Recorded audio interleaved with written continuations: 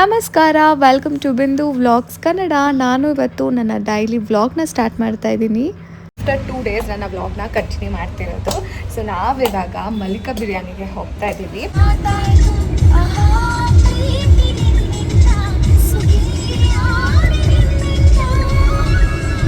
ನಾವು ಯಾಕೆ ಸಡನ್ನಾಗಿ ಮಲ್ಲಿಕಾ ಬಿರಿಯಾನಿಗೆ ಹೋದ್ವಿ ಅಂತಂದರೆ, ಮಂಡೇ ನಂದು ಬರ್ಡೇ ಇತ್ತು. ಸೊ ನಾನ್ ವೆಜ್ ಏನು ತಿನ್ನೋಕ್ಕಾಗೋದಿಲ್ಲ.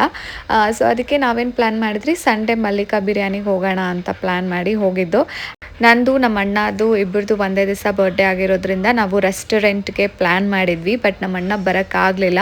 ಸೊ ಅದಕ್ಕೆ ನಾವೇನು ಮಾಡಿದ್ವಿ, ಮಲ್ಲಿಕಾ ಬಿರಿಯಾನಿಗೆ ಹೋಗೋಣ ಸಂಡೇನೇ ಅಂತ ಹೇಳಿ ಬಂದಿದ್ದು ಸಡನ್ನಾಗಿ. ಸಿಕ್ಕಾಪಟ್ಟೆ ಜನ ಇದ್ದರು. ಸಂಡೇ ಲಾಂಗ್ ಟೈಮ್ ಆದಮೇಲೆ ನಾವು ಮಲ್ಲಿಕಾ ಬಿರಿಯಾನಿಗೆ ಬಂದಿರೋದು. ತುಂಬ ಚೇಂಜಸ್ ಮಾಡಿದ್ದಾರೆ. ಬಿರಿಯಾನಿ ಒಂದು ಕಡೆ ಕೊಡ್ತಾರೆ, ಕಬಾಬ್ ಒಂದು ಕಡೆ ಕೊಡ್ತಾರೆ. ಸೊ ಗುಡ್, ಯಾಕಂತಂದರೆ ಎಲ್ಲರೂ ಒಂದೇ ಕಡೆ ನಿಲ್ಲಬಾರ್ದು ಅಂತ ಹೇಳಿ ಸಪ್ರೇಟ್ ಮಾಡಿದ್ದಾರೆ.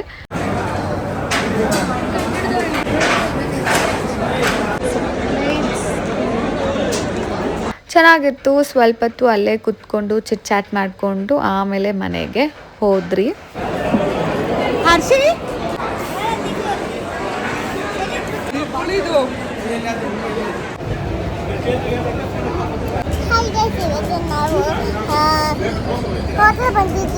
ಯಾವ ಹೋಟ್ಲಿಗೆ ಬಂದ್ರಿ? ಮಲ್ಲಿಕಾ ಬಿರಿಯಾನಿ ಅಂತ. ನಾನು ರೆಡ್ ಕಲರ್ ತಗೊಂಡಿದ್ದು, ನೀನು ಯಾಕೆ ಅದೇ ಇಟ್ಕೊಂಡೆ? ಎಕ್ಸ್ಚೇಂಜ್ ಬಿಡು, ನಾ ಬ್ಲೂನೇ ತಿಂತೀನಿ. ನನ್ನ ಎಷ್ಟು ಫೇವ್ರೆಟ್ ಹೀಲ್ ಇದು ಕಿತ್ತೋಯ್ತು. ಇವಾಗೆಲ್ಲಾದರೂ ಆಚೆ ಹಾಕಬೇಕು. ಬಾಯ್. ನನ್ನ ಚಪ್ಪಲಿ ಇಲ್ಲ, ಏನು ಮಾಡೋದು ಇವಾಗ? ಕೊಡ್ತೀಯ ನಿನ್ನ ಚಪ್ಪಲಿ ನನಗೆ?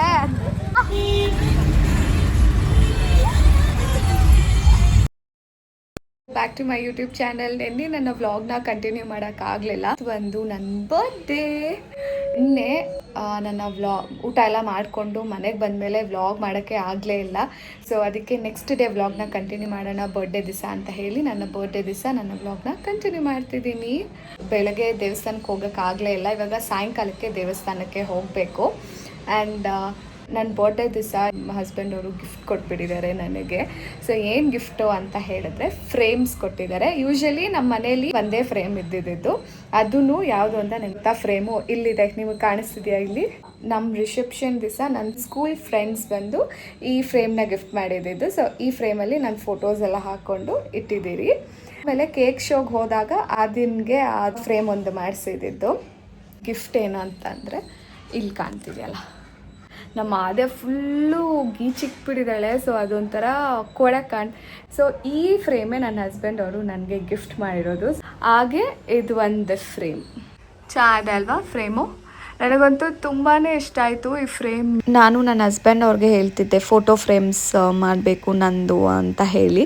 ಸೊ ನೋಡಿದ್ರೆ ಅದನ್ನೇ ಗಿಫ್ಟ್ ಮಾಡಿದ್ದಾರೆ. ನನಗಂತೂ ತುಂಬಾ ಖುಷಿ ಆಯಿತು. ಅವ್ರು ನಂಗೆ ಪುಟ್ಟಾನೇ ಗಿಫ್ಟ್ ಕೊಟ್ರೇ ಸಾಕು, ಅದೇ ಖುಷಿ ಆಗುತ್ತೆ ನನಗೆ. ಈ ಫೋಟೋ ಬಂದು ಆದಿಂದು ನಾಮಕರಣಕ್ಕೆ ಇಡ್ಸ್ಕೊಂಡಿದ್ದು. ಇವಾಗ ನಾನು ಮತ್ತೆ ನನ್ನ ಹಸ್ಬೆಂಡ್ ಅವರು ಕೇಕ್ ತೊಗೊಂಬರಕ್ಕೆ ಹೋಗ್ತಾ ಇದ್ದೀವಿ. ಕೊರಿಯನ್ ಬನ್ ಇಸ್ಕೊಂಡಿದ್ದಾರೆ. ಚೆನ್ನಾಗಿದೆಯಾ?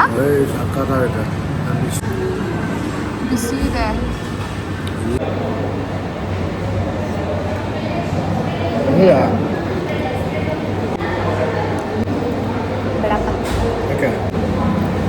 ಕಾಫಿ ಎಲ್ಲ ಕೊಟ್ಬಿಟ್ಟಿರ್ತೀರಲ್ಲ, ಟೇಸ್ಟ್ ಎಲ್ಲ ಕೇಕ್ ಎಲ್ಲ ತೊಗೊಂಡು ಮನೇಲಿ ಎಲ್ಲ ಇಟ್ಬಿಟ್ಟು ಅದಾದಮೇಲೆ ನಾವು ಬೇಗ ದೇವಸ್ಥಾನಕ್ಕೆ ಬಂದ್ರಿ, ಗಣೇಶ ದೇವಸ್ಥಾನಕ್ಕೆ. ನಾನು ನಮ್ಮಣ್ಣ ಆದ್ಯ.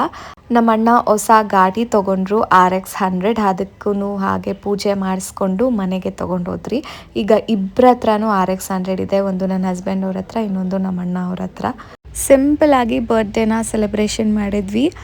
ಕೊನೆ ತನಕ ನನ್ನ ವ್ಲಾಗ್ನ ನೋಡಿ. ಸೊ ಇಲ್ಲಿಗೆ ನನ್ನ ವ್ಲಾಗ್ನ ಎಂಡ್ ಮಾಡ್ತಾ ಇದ್ದೀನಿ. ನಿಮ್ಮೆಲ್ರಿಗೂ ಈ ವ್ಲಾಗ್ ಇಷ್ಟ ಆಗಿದ್ದಲ್ಲಿ ಲೈಕ್ ಮಾಡಿ, ಶೇರ್ ಮಾಡಿ, ಕಮೆಂಟ್ ಮಾಡಿ. ಇನ್ನು ನನ್ನ ಚಾನಲ್ನ ಸಬ್ಸ್ಕ್ರೈಬ್ ಮಾಡ್ತೀರಾ ಹಾಗೆ ನೋಡ್ತಿದ್ರೆ ಸಬ್ಸ್ಕ್ರೈಬ್ ಬಟನ್ನ ಕ್ಲಿಕ್ ಮಾಡಿ. See you all in my next vlog. Bye.